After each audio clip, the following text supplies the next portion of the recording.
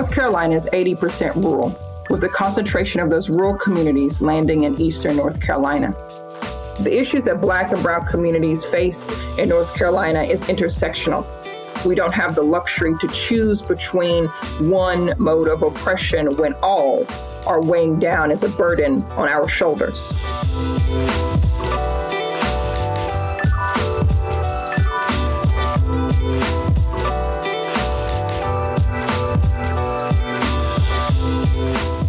One of the things that you'll see is the environmental racism that Eastern North Carolina has to face.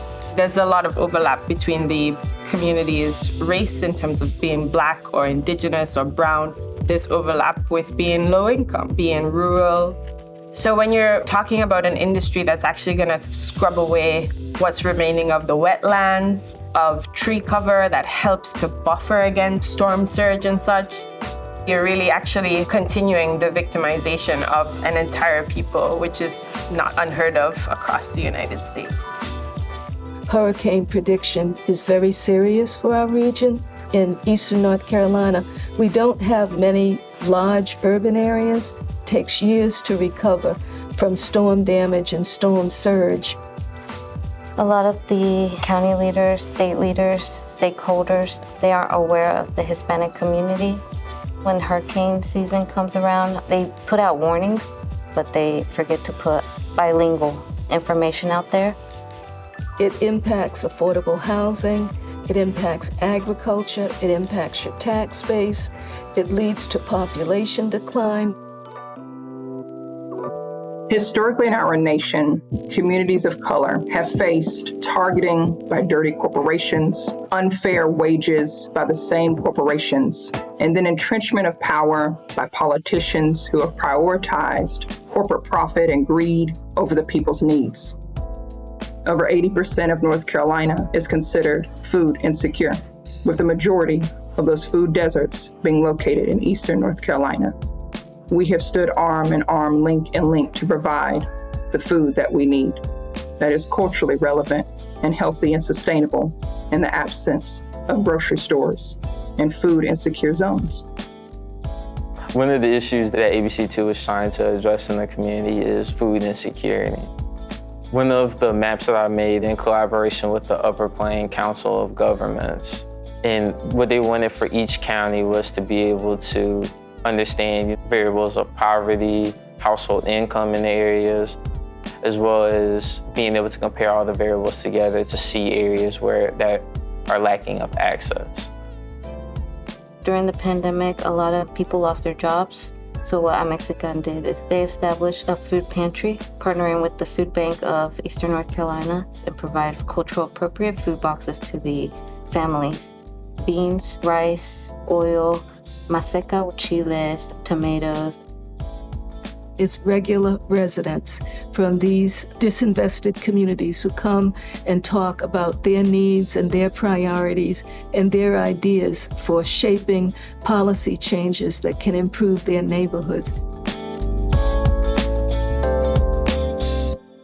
I was involved in litigation in 1983 to bring about the Black majority on the Rocky Mount City Council. It never occurred to me then that 40 years later, I'd still be fighting the same battle of redistricting with local residents to make sure that the constitutional promises are actually carried out. Blueprint, they've been a solid partnership for us just to strengthen our advocacy and civic engagement program by helping the Latino community to register to vote, not just the presidential elections, but the other elections in their counties as well. Voting rights is enormously important. We're a battleground state. And I think that the South as a whole is going through a transition where this Black-white divide, African Americans and Latinx, can change the trajectory of the country. Even in the face of adversity, the communities of Eastern North Carolina hold joy in resiliency. Every day, community leaders, community organizations, and community members work together for the promise of a better future. A lot of the larger funders really don't get down to the nitty-gritty. They are content to fund the larger state-level organization. But you need people on the ground who can actually reach down and touch these people in the hard-to-serve communities. People in Eastern North Carolina, they know what they want to be changed. They know what they want the future to look like.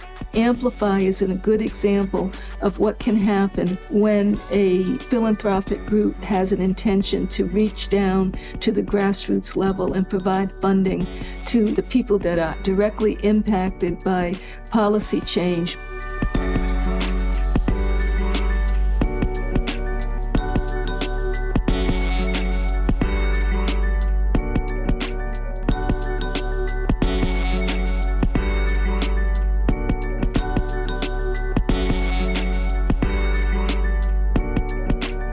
The thing I would want funders to know about Eastern North Carolina is that despite whatever they've faced over centuries, not decades, still here, still fighting, still working hard, and really thriving in many ways. And so any bit that they can do to help folks thrive even more, why not?